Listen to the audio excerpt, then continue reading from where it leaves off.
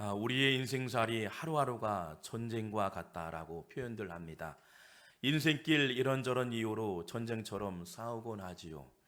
또한 전쟁처럼 되는 일들이 얼마나 많은지 모릅니다. 그래서 다투다 보면 멀어지고 말을 하지 않기도 합니다. 다가서려면 불신과 자존심으로 인해 상처가 깊게 남기도 합니다. 이러한 일들이 우리가 살아가는 현장 곳곳에서 매일같이 일어남을 보게 됩니다. 심지어 감정에 치우쳐 불편한 마음으로 평생을 연락하지 않고 살아가기도 하지요. 우리의 인생이 이러한 싸움이 아닐진데 참으로 어려운 관계로 살아갈 때 그래서 인생을 전쟁과 같다라고 표현합니다. 아니, 전쟁과 같은 인생이라 표현해도 무관할 것 같습니다. 어떻게 보면 참으로 힘든 싸움임에 틀림이 없는 것 같습니다. 전에 이런 글을 읽은 적이 있습니다. 한 사람이요, 인천 계양구에 사는 한 직장인이 회사의 야간 작업을 마치고 귀가하는 길에 이런 내용을 경험했다라고 해서 기록한 내용입니다.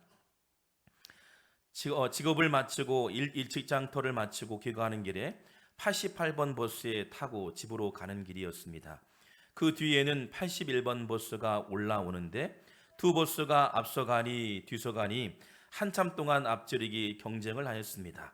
마침내 신호등이 들어와 두 버스는 신호등 앞에 나란히 정지하였고 이때 88번 버스 기사가 차에서 내려서 81번 버스로 올라가더니 심하게 말다툼을 하는 것이 아닌가. 그러더니 잠시 후 81번 버스 기사는 88번 기사를 태운 채 출발합니다. 아뿔싸. 그 순간 88번 버스의 승객들은 멍하니 그 모습을 바라보고 있었습니다. 길거리 한복판에 세워진 버스에는 기사도 없고 찬바람이 스치며 기사가 이제나 저제나 돌아올 때만 기다릴 뿐이었습니다. 너무나 어처구니없는 일들이 벌어진 것이었습니다. 한참이나 시간이 흐르고 그때 100m 전방에서 88번 버스 기사가 허겁지겁 달라오는 것이었습니다. 자기 버스에 도착한 88번 기사는요, 주먹으로 이마에 땀을 훔치면서 이렇게 말합니다. 승객들에게 허리를 굽히며 말합니다. 승객 여러분 죄송합니다. 승객 여러분 죄송합니다. 라고 말합니다. 나는 생각했습니다. 88번 버스 기사가 81번에게 싸움에서 완전히 패배했구나. 그런 생각을 기록했습니다. 그 후에 88번 버스는 가던 길에 계속 운행하고 있는데 버스 뒤에는 경찰차가 따라오면서 사이렌이 울리며 계속해서 쫓아옵니다. 확성기로 말하며 88번 버스 길가 옆으로 정차하세요. 길가 옆으로 정차하세요.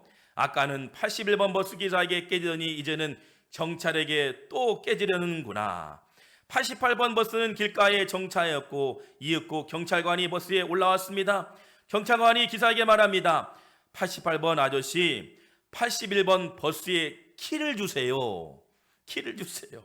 승객들이 무슨 영문인지 몰랐습니다. 나중에 알고 보니 그 기사는 81번 기사와 싸우면서요, 그 기사에게 당한 화가 치밀어 81번 버스에 키를 빼고 가져온 것이었습니다. 강제로 빼온 것이었습니다. 그리고 자기 버스에 올라와 아무리 없는 듯 운행을 했던 것이었습니다. 결국 88번 버스 기사가 이겼습니다. 이런 내용입니다. 여러분, 81번의 키를 빼앗아 도망친 건 웃음을 자아내는 싸움이지요. 오도 가도 못하는 81번 버스를 경찰관이 해결해 준 내용들이었습니다. 여러분, 얼마나 재미난 글입니까? 때로는 그 장면을 묵도하면서 보았던 그 한 사람의 기록 내용이 얼마나 웃기도 하고 때로는 씁쓸하기도 하고 전쟁과 같은 모습들을 그려낸 내용이기도 하지요. 신앙생활하면서 마찬가지입니다. 힘겹게 고생하면서 막바지에 승리가 온다면, 마지막에 승리가 온다면 우리는 힘들어도 어려워도 참고 인내하며 넉넉하게 살아갈 수 있습니다. 그러나 승리를 보장한 일 없겠지요. 내 뜻대로 승리하고 싶다고 해서 승리가 되지 않는 것이 인생입니다. 실패만이 도사리고 있는 것 같습니다. 오늘 사무엘상 18장을 보면 위기에 처한 이스라엘 민족을 어린 다윗이 나라를 구하고 전쟁에서 승리하게 됩니다. 승리함으로 나라를 구하게 됩니다. 나라를 구한 영웅이 됩니다. 어린 다윗의 승리가 이스라엘에게는 위기를 전환 위복할 수 있는 기회가 되기도 합니다. 승리를 주도했던 한 사람 다윗은요, 그런데 아무런 연구도 없이 영문도 모른 채 처절하게 공격과 고난의 시작됩니다. 한편에는 승리가 있었습니다. 전쟁의 영웅이 되었습니다. 많은 사람의 칭송을 받았습니다. 그러나 한편에는 다윗을 계속 공격하는 시작이 되어지게 되었습니다. 말이 안 되는 것은 국민들에게 영웅이 된 그에게 박수를 보내는 백성들이 있는가 하면 국가의 운명보다 자신의 자존심에 걸림돌이 된 다윗 한 사람을 비참하게 짓밟는 한 사람, 그 한 사람 사울의 본심이 드러나게 됩니다. 승리자 다윗은 한순간 패배자 신세가 됩니다. 굶주림에 떨면서 20년 세월을 쫓기는 신세가 됩니다. 우리가 본문을 읽으면서 승리했던 다윗, 그러나 그 이후부터는 계속 쫓기는 인생이 되어지죠. 엔게디 광야에서, 신광야에서, 마른 광야에서, 망광야에서요, 어린 나이에 고난의 광야를 걷기 시작합니다. 그의 나이가 20세 정도 되었다 말합니다. 어린 나이에 부모님을 떠난 것도 아픔의 사건이었고 슬픔의 사건이었습니다. 그리고 전쟁에서 목숨을 걸었던, 전쟁에서 승리했지만 도리어 그에게 다가온 것은 고난의 시작이었습니다. 그런 그에게 인생의 사무엘하 1장 2장에서는요, 고난을 이기고 우뚝 선 왕으로 서게 됩니다. 그 고난의 과정 가운데 사무엘하에는 다윗이 왕으로 등극되어져서 지난 과거를 돌아보니 자기의 지난 과거 인생의 고난의 시절을 돌아보게 되었습니다. 그런데 보세요, 어려움을 딛고 일어서면서요, 시편 22편에는요 탄식의 목소리를 냅니다. 하나님이여, 내 하나님이여, 어찌 나를 버리셨나이까. 그리고 하나님이 주신 말씀에 위로를 받습니다. 시편 23절 4절의 말씀 보면 이렇게 기록되고 있습니다. 우리 같이 한번 읽어볼까요? 시작. 해를 두려워하지 않을 것은 주께서 나와 함께 하심이라. 주의 지팡이와 막대기가 나를 안위하시나이다이다. 아멘. 지난 과거에 쫓기는 인생에서 하나님 나를 버리시나이까, 하나님 나를 홀로 두십니까? 라고 고백했던 다윗의 고백. 그런데 돌아보니 사무엘하부터는 계속적으로 왕으로 등극되어지고 승승장구하는 장면이 등장합니다. 그리고 이렇게 고백합니다. 내가 사망의 음침한 골짜기를 다닐지라도 해를 두려워하지 않을 것은 주께서 나와 함께 하심이라. 할렐루야. 저와 여러분과 함께하는 하나님, 그 멋진 하나님을 기대하시길 주의 이름으로 축원합니다. 여기에서 함께라는 단어는 혼자가 아니라는 것입니다. 누군가 곁에서 든든하게 서 있는 상태. 히브리어 보면 함께라는 단어는 주께서 나와 함께했다, 키았다, 임마디라는 단어입니다. 임마디라는 단어가 뭘까요?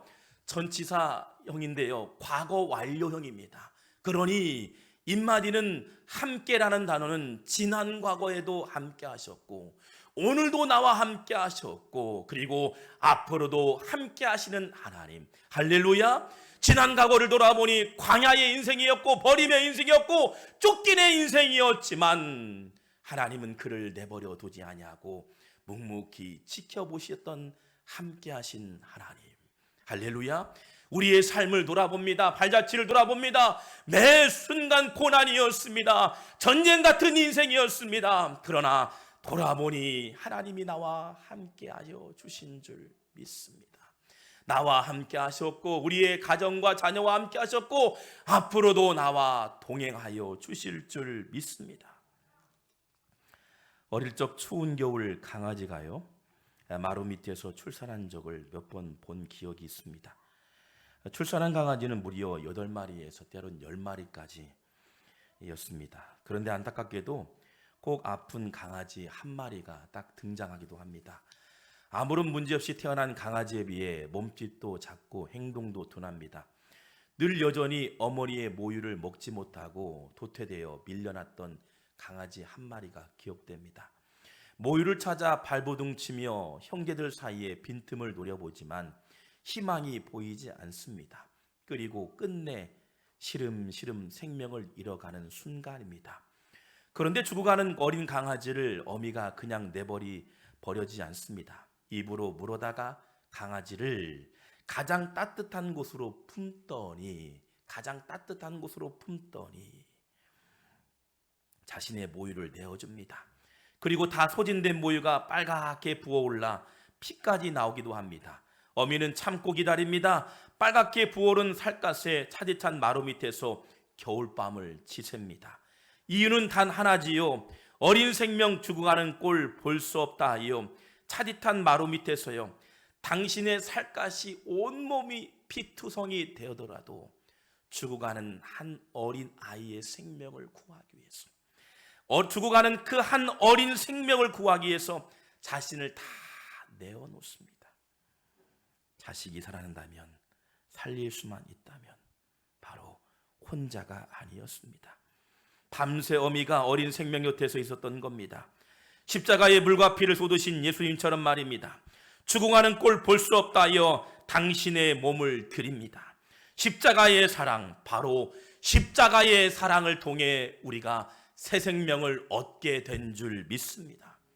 죽어가는 꼴 못 본다 하여 당신의 몸을 다 내어놓습니다. 여러분은 혼자가 아닙니다. 지금 나는 혼자가 아닙니다. 지금 다윗은 그 고난의 시절을 보내면서 이리저리 피하고요, 하나님께서 인도하셨습니다. 나와 함께 하셨습니다. 그리고 죽을 것 같은 상황에서 생명의 삶으로 인도하셨다라고 사무엘하 1장 2장에서 계속 고백해 나갑니다.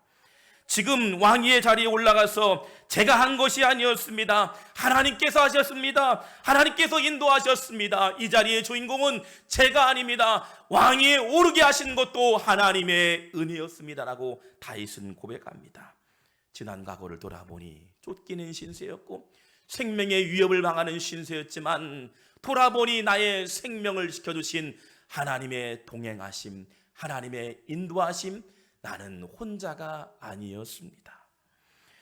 그리고 거기에 머물지 않았습니다. 다윗은 왕위에 올라 가장 먼저 했던 행동이 있었습니다. 바로 법궤를 궁으로 모셨던 겁니다. 자신의 삶의 중심에 법궤로 중심으로 모셔서 행군할 때에도, 요단강을 건널 때에도, 전쟁터에도 모든 문제 앞에 법궤를 앞세워 일하였습니다. 왜 그렇게 법궤를 가장 먼저 앞세워 일했을까요? 그의 삶의 중심에 자리하게 하셨던 것일까요? 여러분, 법궤를 왕궁으로 모셨던 이유를 통해서요, 왜 그렇게 했을까요? 나보다도 주님이 임재하는 법궤가 나와 함께하기 때문에, 그리고 지난 과거에도 이 법궤 가운데 함께 하셨던 하나님, 심지어는요 3만 명을 동원해서 법궤를 움직이기 시작합니다. 두세 사람이면 움직일 수 있는 법궤를 3만 명을 동원하며 움직입니다. 작은 상자에 불과했던 소중했던 법궤를요 옮겼던 이유가 뭘까요? 다윗은 고백합니다. 하나님의 임재가 우리 곁을 떠나면 이 나라는 망한다. 하나님의 임재가 우리 곁을 떠나면 가정도 망한다. 하나님의 임재가 우리 곁을 떠나면 교회도 국가도 망하게 된다. 하나님의 임재가 있는 법궤를 소중히 여겼던 것입니다. 그리고 말씀이 없는 가정은 망한다. 성령이 함께하지 않는 성도는 망한다. 강력한 임재가 없는 교회는 망한다라고 다윗은 알고 있었던 겁니다. 그래서 법궤를 늘 가까이 했던 다윗의 고백을 보게 됩니다. 때로는 어려운 시절, 고난의 시절, 전쟁 같은 인생을 살아갔던 시절 속에서 나와 함께 하셨던 하나님, 법궤 위에 임재했던 하나님의 은혜, 그 은혜가 저와 여러분 가운데 있기를 주의 이름으로 축원합니다. 누구에게나 힘들고 어려운 일들이 있죠. 저는 12년 전에 배움에 간절함이 있어서 미국으로 공부를 하게 된 기억이 있습니다. 학교에 입학하여 특별히 아는 사람도 없고 그 누구도 알 수 없는 삶이었습니다. 또한 재정이 준비된 것도 아니었습니다. 그래서 모든 일에서 학비를 마련해야만 했기 때문에 그 과정이 고단했던 시절이 있었음을 보게 됩니다. 자존심도 아무런 의미가 없었기에 학교에서 아르바이트, 구직난을 보기도 했습니다.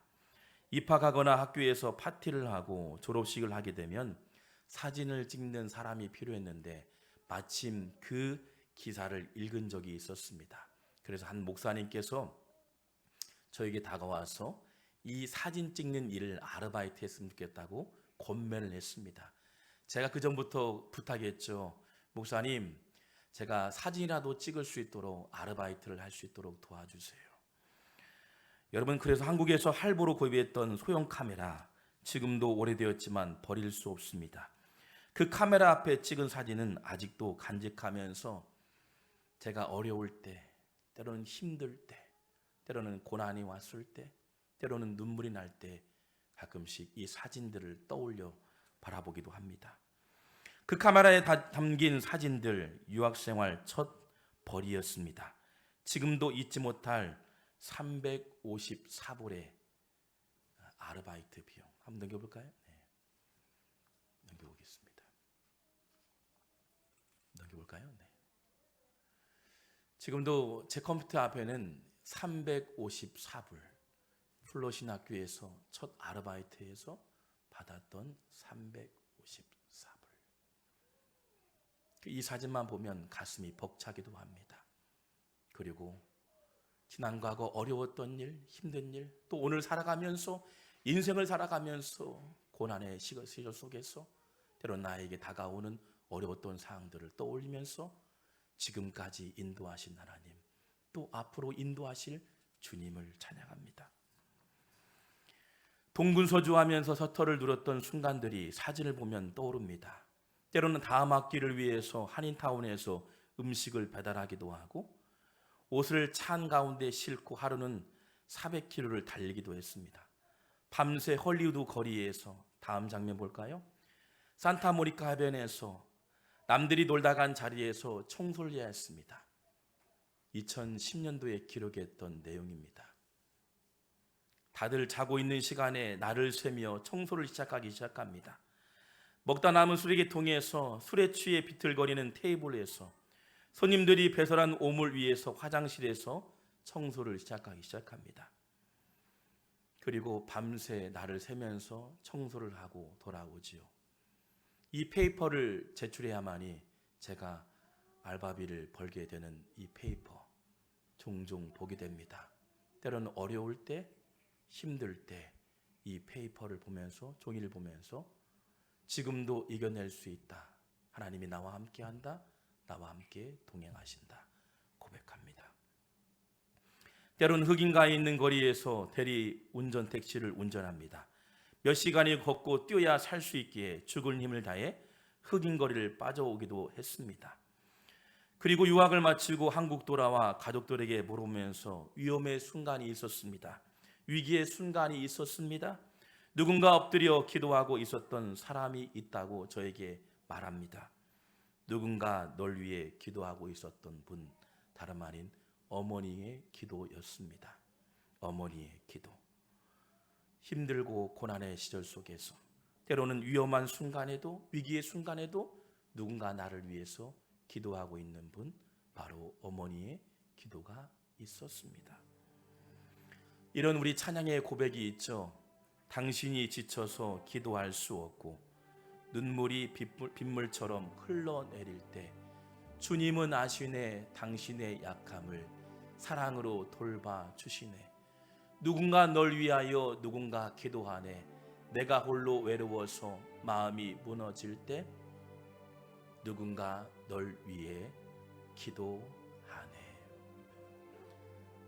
당신이 지쳐서 기도할 수 없을 때 누군가 우리를 향해서 기도하고 있는 분, 바로 어머니의 기도입니다. 그리고 누군가 나를 위해서 기도하는 분이 있습니다. 바로 하나님께서 하늘 보좌에서 우리를 지켜보시며 기도하며 중보하시는 예수님이 누군가 너를 위해 기도하고 있습니다. 당신이 지쳐서 기도할 수 없고 눈물이 빗물처럼 흘러내릴 때 주님은 아시네 당신의 약함을 사랑으로 돌봐주시네.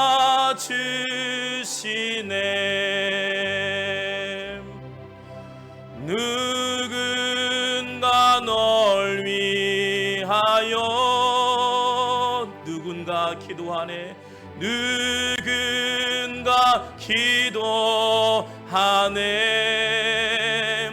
내가 홀로 외로워서 마음이 무너질 때 누군가 널 위해 기도하네. 누군가 널 위하여, 누군가 널 위하여, 누군가 기도하네. 누군가 기도하네. 내가 홀로 외로워서 마음이 무너질 때 누군가 널 위해 기도하네.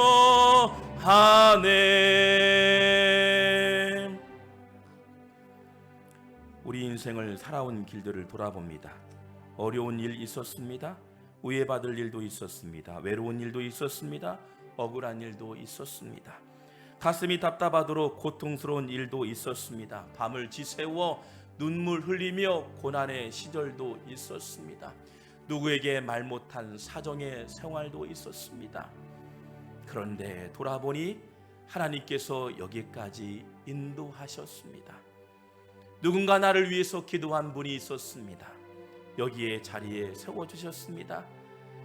여러분, 이런 고백을 했으면 좋겠습니다. 내 남은 인생을 하나님의 은혜로, 내 남은 인생을 하나님의 은혜로 그 마음으로 예배하고 섬기며 사명을 감당하는 믿음의 성도가 되길 기도합니다. 누군가 나를 위해서 기도했듯이 때로는 고난의 시절, 광야의 시절 가운데도 늘 외롭지 않게 나를 위해서 기도했던 하나님, 누군가 나를 위해서 기도했던 그 하나님이 저와 여러분 가운데 함께하길 주의 이름으로 축원합니다. 우리 같이 한번 찬양할까요?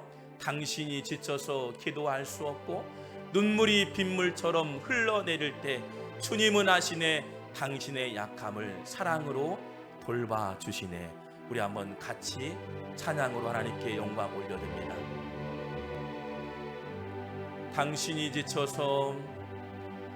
당신이 지쳐서 기도할 수 없고 눈물이 빗물처럼 흘러내릴 때 주님은 아시네. 당신의 약함을 사랑으로 돌봐주시네. 누군가 널 위하여, 누군가 널 위하여, 누군가 기도하네. 누군가 기도하네. 내가 홀로 외로워서 마음이 무너질 때 누군가 널 위해 기도하네. 이 시간 같이 기도합니다. 기도할 때 지난 과거를 돌아보니 한 걸음 한 걸음 모든 것이 하나님의 은혜였습니다. 어렵고 오해받았고 외로운 길 가운데도, 억울한 일 가운데도, 가슴이 답답하고 막막한 세월 가운데도 한 걸음 한 걸음 하나님의 인도하심이었습니다. 모든 것이 하나님의 은혜였습니다. 이 시간 하나님, 그 은혜로 살게 하여 주옵소서. 우리의 남은 인생도, 우리의 앞으로의 인생도 하나님의 은혜로 살게 하여 주옵소서. 내 자녀를 죽는 꼴 못 보시며 내버려 두지 아니하고 홀로 외로이 서지 않게 하시고 우리와 함께 하신 하나님의 함께하심, 하나님의 붙드심, 하나님의 인도하심, 하나님의 은혜였음을 돌아봅니다. 이 시간 우리 한번 통성으로 주여 우리와 함께 하시고 우리와 동행하시고 주여 어떤 고난이 있을지라도 주여 이기게 하여 주옵소서. 승리케 하여 주시옵소서. 인내케 하여 주시옵소서. 우리 한번 주여 한번 부르짖고 나아갑니다. 주여